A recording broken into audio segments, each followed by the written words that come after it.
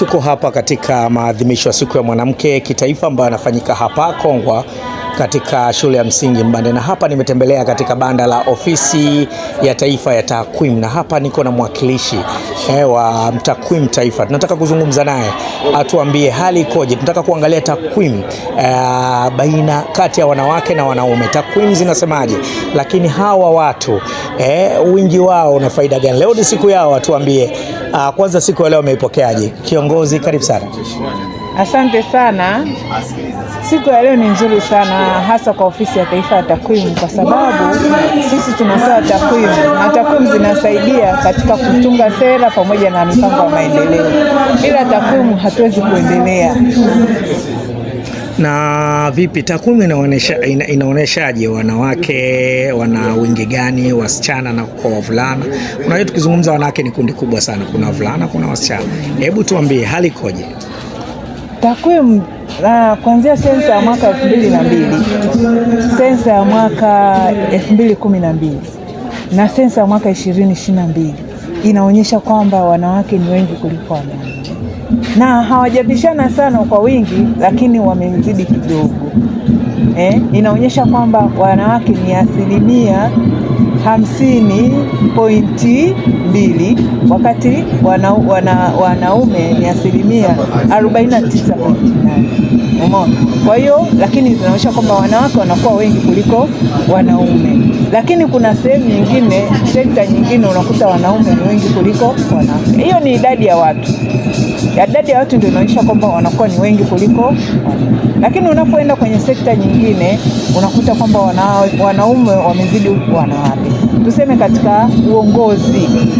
Kwenye uongozi ni ile hali ya kufanya maamuzi. Unakuta kwamba wanaume ni 70%, lakini wanawake ni 30%. Na wawezaje kuondoka huko? Tumeona idadi ya wingi wa wanawake, lakini tumeona nguvu ya wanawake wale ambao wanapata nafasi ya uongozi. Hili mmelibebaje kama watu wa takwimu? Mnaiona wapi sasa nafasi ya mwanamke kuwa na wingi wa wanawake katika ngazi za maamuzi, kuanzia ngazi ya familia mpaka katika uongozi? Kwa kweli sisi ofisi ya taifa ya takwimu kazi yetu ni kutoa takwimu, kuonyesha hali halisi ikoje. Wakuu wakae wanawake, wakuu wakae wanaume, wakuu wakae wanawake wanazidi kuongezeka kuliko wanaume. Kwa hiyo kazi yetu sisi ni kuonyesha ile hali halisi.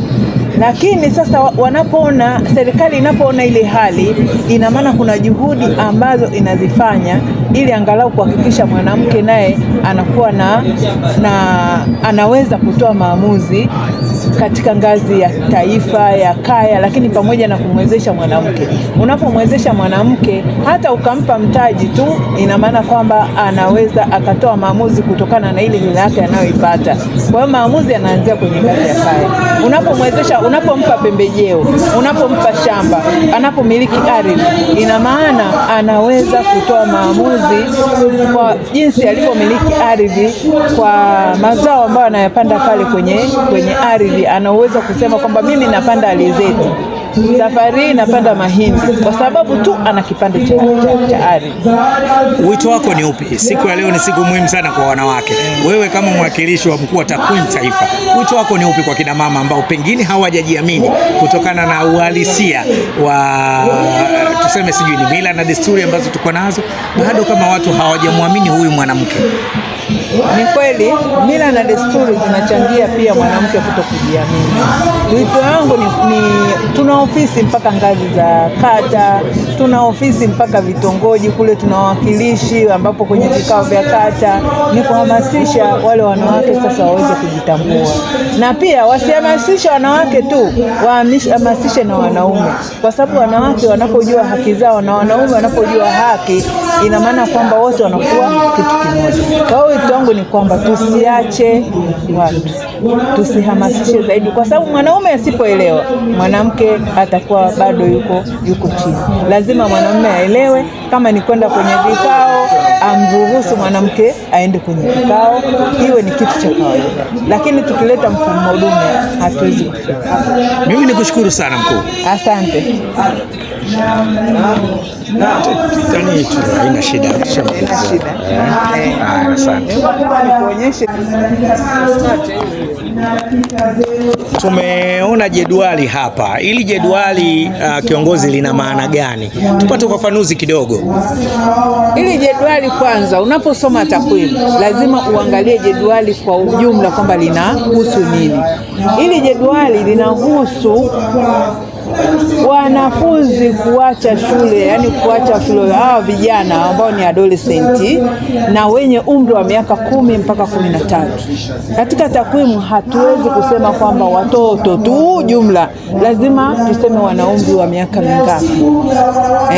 Wale ambao wanasoma shule miaka 10 mpaka 13, ni sababu gani zinawafanya wao waache shule? Ukiangalia hapa, sababu kubwa sana ni utoro mashuleni au kukataa kwenda shule, ambao ni 25.7.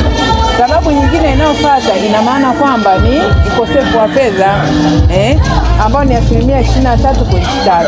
Lakini sababu nyingine ni kwamba yani wakati tunafanya hii alikuwa hajaanza shule. Katika umri wa miaka 10 mpaka 13 ina maana hajaanza shule. Alafu sababu nyingine ambayo pia nayo ni kubwa ni shule ziko mbali. Kwa hiyo sasa 9.9 hawaendi shule kwa sababu shule ziko mbali. Sasa serikali hapa kwenye hizi sababu ndipo inapotakiwa sasa ichukue hatua kutokana na hizi takwimu.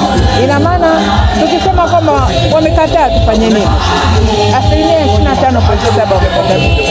Sisi kama serikali ina maana tuwe na mikakati ya kuhamasisha watoto waende shule na tuchunguze kwa kina kwa nini hawataki kwenda shule. Inawezekana mazingira ni mabaya.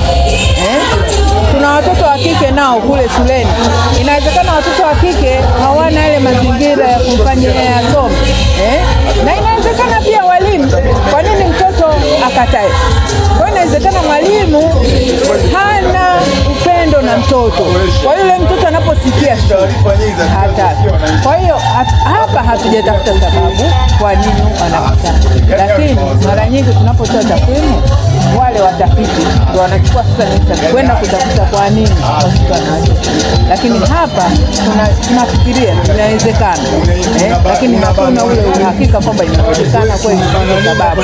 Ila mtafiti anapoiona hii sababu, anaenda sasa kwenda kwenye utafiti. Sasa tumeona kwamba kwenye utafiti mkubwa ule 25.7 wameacha shule.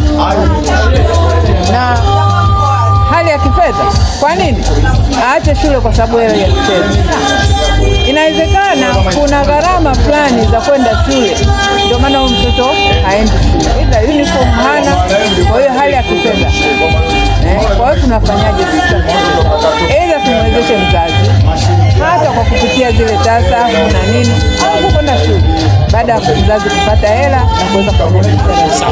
Lakini tuangalie nafasi ya mzazi iko wapi? Tumeona 25.7 hawa watoto hawajakwenda shule kabisa.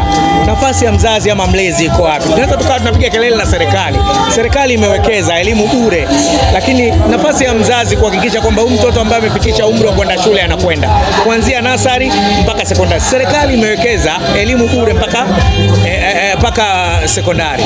Hili kwa mzazi wewe unalizungumziaje? Kwa mzazi ina maana kwamba kuwe na program maalum za kuweza kuwapata hawa wazazi ambao mtoto. Kwa nini aende shule? Lazima kuna sababu. Kwa mzazi mwenyewe au mtoto mwenyewe.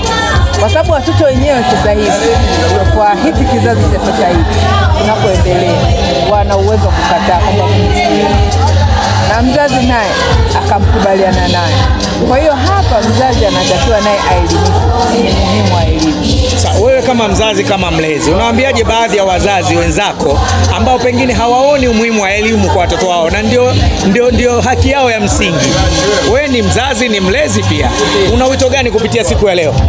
Kwa siku ya leo kwa kweli, yani nawasihi wazazi wenzangu wahakikishe kwamba elimu ndio msingi wa maendeleo. Kwa hiyo wajitahidi kuhakikisha kwamba nikushukuru sana. Asante. Basi kama ambavyo umeona, sisi tumetoka katika banda la takwimu hapa na tumeweza kupata mengi kuhusiana na hili. Nilikuwa na mwakilishi wa